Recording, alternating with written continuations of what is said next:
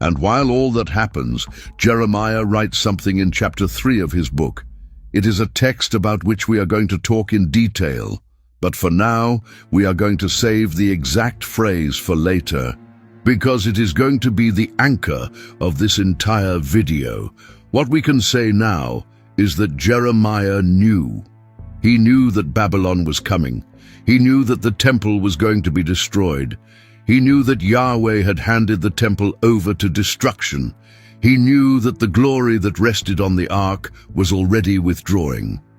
And then something occurs that is not in the Hebrew Bible, but is in an ancient Jewish source. It is in 2 Maccabees, chapter 2, verses 4 to 8. 2 Maccabees is not in the Protestant Bible. It is in the Catholic and the Orthodox Bibles and is considered a deuterocanonical book. But even for Protestants, the text has historical value and records a pre-Christian Jewish tradition that was widely known. That means it circulated before Christ. It was common heritage of Second Temple Judaism. The text says like this: "It is a letter supposedly written by Jewish priests in Egypt to their brothers in Jerusalem around the year 124 before Christ. And it narrates a tradition. It tells that the prophet Jeremiah, warned by God through an oracle, ordered that the tent and the ark follow him, and that he went up to the mountain where Moses had contemplated the inheritance of God. And upon arriving Jeremiah, he found a cavern in the form of a room, and there he deposited the tent, the ark, and the altar of incense, and he sealed the entrance. The mountain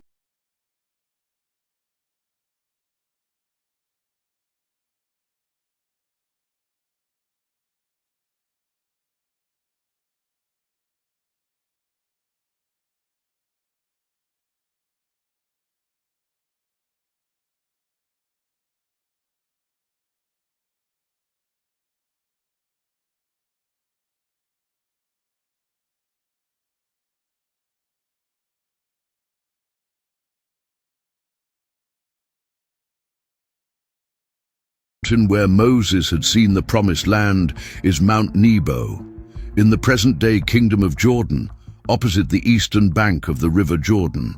If you go up to the summit of Nebo, even today you can see in the distance the outlines of Jericho, the mountains of Judea, and on clear days, even the reflections of the Dead Sea.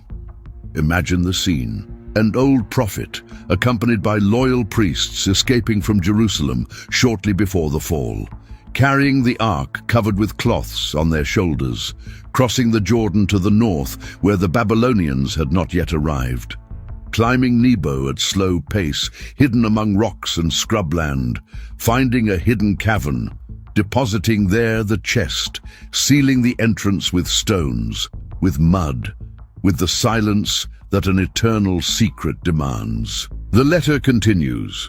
Some of those who accompanied Jeremiah returned later to mark the way, but they could not find it. When Jeremiah learned of this, he reproached them, saying that that place would remain unknown until God gathered his people again and showed his mercy. Then the Lord will manifest these things, and the glory of the Lord and the cloud will appear, as it manifested in the times of Moses. This tradition is cited by the Jewish historian Flavius Josephus in his Antiquities of the Jews, Book 10. It is cited by the rabbinic tradition in the Mishnah Yoma 5:2, and it is cited by the Christian historian Eusebius of Caesarea in the 4th century in his work Preparatio Evangelica. Is this true? It is an ancient and respected tradition, sustained by multiple independent sources. But beyond the exact geographical details, there is something of this tradition that cannot be ignored, and that is that the ancient Jewish tradition, the pre-Christian one, the one that was transmitted orally from before the birth of Jesus, sustained something very specific about the ark. It sustained that it had not been captured. It sustained that it had not been destroyed. It sustained that it had been hidden. And it sustained that it would reappear at a determined moment. When God fulfilled the promise made to the people, that phrase, "Save it, we are going to come back to it," third blow, Let us go to the text I promised at the beginning, Jeremiah chapter 3, verses 16 and 17. I'm going to read the phrase calmly because it is probably one of the most underestimated verses in all the Bible. First, the context. We are at the end of the reign of Josiah or the beginning of that of Jehoiakim. Solomon's temple is still standing. The ark is still inside. The sacrificial system still functions at full capacity. The priests offer incense. The Levites sing. The pilgrims go up 3 times a year. And Jeremiah, sitting perhaps in the courtyard of the temple or walking through the streets, receives a word. A word that goes against everything any Jew of his era could imagine. Yahweh is speaking through the mouth of the prophet. He is describing a future, and he says like this: "In those days, when they multiply and increase in the land, they will no longer say the ark of the covenant of Yahweh. It will not come to mind. They will not remember it. They will not miss it, nor will another be made. In that time they will call Jerusalem the throne of Yahweh." Did you catch what you just heard? Yahweh.